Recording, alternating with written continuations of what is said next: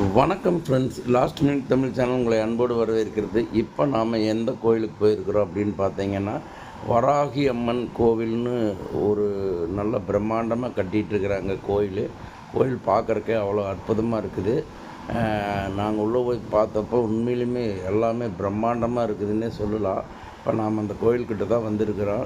இப்போ நாம் எந்த இடத்துல போகணும், அந்த கோயிலுக்கு போகணும், எந்தெந்த வழியில் போகணும் அப்படிங்கிறத நான் உங்களுக்கு சொல்கிறேங்க. அதாவது நீங்கள் பெரியநாயக்கன்பாளையத்துலேருந்து பாலமலை செல்லும் வழியில் போனீங்கன்னா, பாலமலை செல்லும் வழியில் போனால் ஒரு கிட்டத்தட்ட ஒரு 5-6 கிலோமீட்டருக்கு மேலே போனதுக்கப்புறம் அங்கே நீங்கள் கேட்டுட்டு போங்க. அந்த ரோட்டில் ரைட்டில் திரும்பணுங்க. ரைட்டில் ஒரு 3 கிலோமீட்டர் திரும்பினா அதுக்கப்புறம் பார்த்தீங்கன்னா உங்களுக்கு கோயில் வந்துடுங்க. வராகி அம்மன் கோவில்னு போர்டே வச்சுருப்பாங்க. இப்போ நாம் அந்த கோயிலுக்கு வந்துட்டோம். நம்ம அந்த 3 கிலோமீட்டர் வர்றப்போ பார்த்தீங்கன்னா, அங்கே ரைட் சைடில் ஒரு திரும்பினோம்னா அந்த கோயில் தடம் வரும். அங்கே ஒரு ஃப்ளக்ஸ் போர்டே வச்சுருப்பாங்க. பார்த்தீங்கன்னா உங்களுக்கு தெரியும். அப்புறம் அங்கே முன்னாடி கடைகள்லாம் இருக்கிற போது தெரிஞ்சிடும் உங்களுக்கு இதான் கோயில்னு. உள்ளே பார்த்தோன்னே பிரம்மாண்டமாக இருக்குதுங்க கோயில். சிலைகளெல்லாம் பார்த்தீங்கன்னா ஒரு 10-15 அடி இருக்குது. அதுக்குள்ளே தனித்தனியாக கோயில் கட்டியிருக்கிறாங்க. பாருங்கள், நம்ம கொஞ்சம் வெளிச்சமின்மை காரணமாக ஓரளவுக்கு தான் காமிக்க முடியுது. இதுதான் கோயில். சுற்றியுமே பாருங்கள் எப்படி இருக்குதுன்னு பாருங்கள். தனித்தனியாக கோயிலுங்க. அப்போது அந்த வராகி அம்மன் கோயில், அதுபோக இங்கே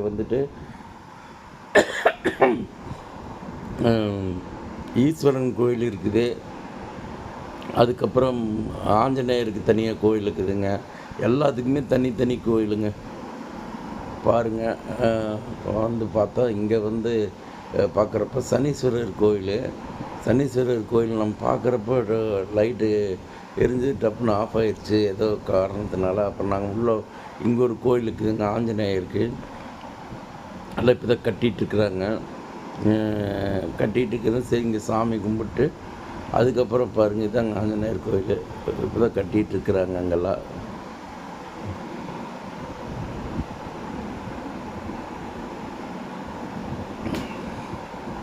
அதுக்கப்புறம் பாருங்கள், நம்ம உள்ளுக்குள்ளே இந்தல ஒரு கோயில் இருக்குதுங்க. லெஃப்ட் சைடில் உள்ள திரும்பினா இந்த கோயில், இங்கே ஒரு கோயில் இருக்குது. இந்த கோயில் என்ன கோயில்னு தெரியல. ஆனால் உள்ளே திரை போட்டிருந்தாங்க. நாம் உள்ளே போனோம். எல்லா பக்கம் திருமண ஃபுல்லாக கோயிலுங்கிற மாதிரி நிறையா கோயில் கட்டிக்கிறாங்க உள்ளுக்குள்ளேயே.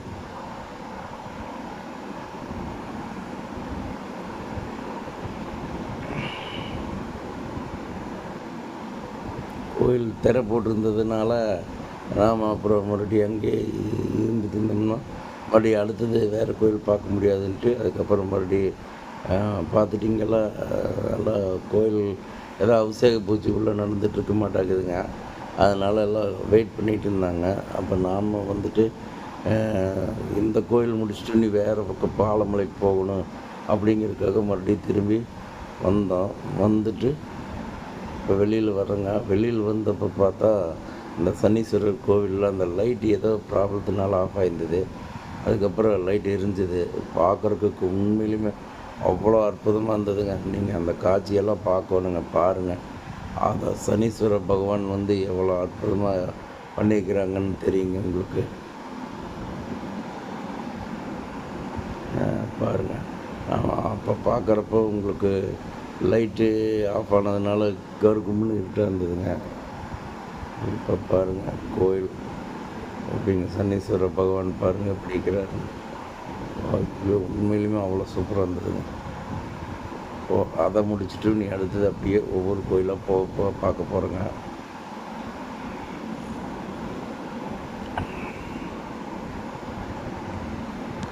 எல்லாம் திருமண பக்கம் ஃபுல்லாக கோயிலுங்க. எந்த கோயில் சொல்கிறதுனே நம்மளுக்கு கன்ஃபியூஸ் ஆகிடும். அந்த அளவுக்கு கோவிலுங்க. வராகி அம்மன் கோவில். இங்கே ஒரு யாகசாலை போட்டிருந்தாங்க. இந்த ஒவ்வொரு கோயிலுக்கும் தனித்தனியாக கும்பாபிஷேகம் பண்ணுறாங்களே என்னன்னு தெரியல. ஆனால் இங்கே யாகசாலை இருந்ததுங்க. ஆனால் இங்கே உள்ளுக்குள்ளார இது பத்திரகாளி அம்மன் கோவில்னு நினைக்கிறேங்க. ஆமாம், உண்மையிலுமே பார்க்குறக்கு அப்படியே அம்மன் சிலை அவ்வளோ அற்புதமாக இருந்ததுங்க. ஆனால் அந்த புகை அடிக்கிறதுனால, அந்த யாகசாலை புகை அடிக்கிறதுனால உங்களுக்கு அவ்வளோ அற்புதமாக காமிக்க முடியல. இருந்தாலும் முடிஞ்ச வரைக்கும் ஜூம் பண்ணி காமிக்கிற பாருங்கள். பாருங்கள், இங்கே வந்துட்டு விஷ்ணு பகவான்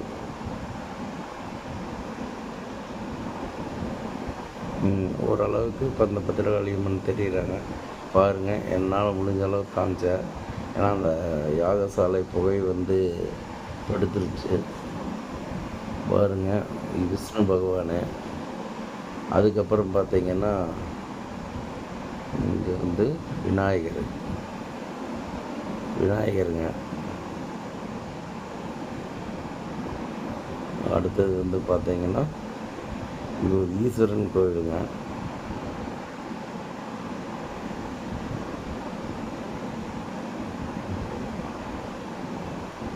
என்ன கோயிலுன்னு தெரியலைங்க. அதுக்கப்புறம் அப்படியே சுற்றி வரோம் ஈஸ்வரன் கோயில்.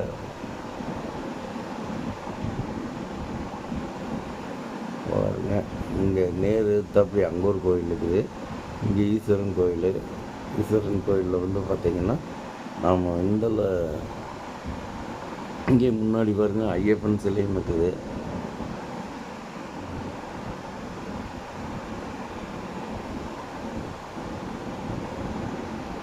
இங்கே பார்த்தீங்கன்னா என்னென்ன வழிபாடு அப்படிங்கிறதெல்லாம் போட்டிருக்குறாங்க, காமிக்கலாம். அதுக்கு முன்னாடி பார்த்திங்கன்னா நம்மளுடைய இஷ்ட தெய்வமான குரு பகவானை பார்க்காம போயிட்டா. அதனால் திரும்பி வந்து நம்ம குரு பகவானை பார்த்துட்டு அதுக்கப்புறம் மறுபடியும்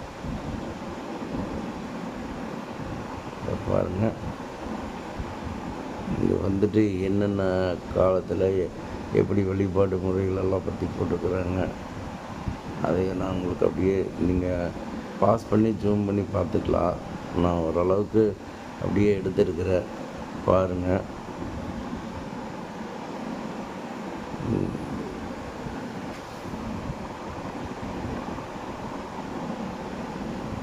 நீங்கள் பாஸ் பண்ணி ஜூம் பண்ணி பார்த்தீங்கன்னா நல்லா தெரியும்.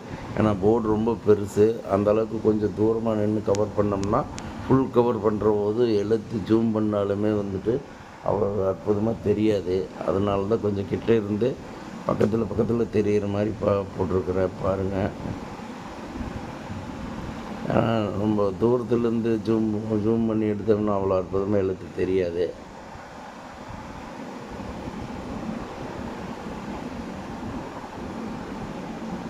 இங்கே ஈஸ்வரன் கோயில். அப்புறம் அதில் ஐயப்பன் முன்னாடியே சிலை இருக்குது. உள்ளுக்கிற சாமி பார்த்தாலும் ஐயப்பன் மாதிரியே தெரியுது. பாருங்கள், இங்கே ஒரு கோயில் இருக்குது. இப்போ நாம் இங்கே போகிறோம். இந்த கோயில் பேர் காலபைரவர் கோயிலுங்க.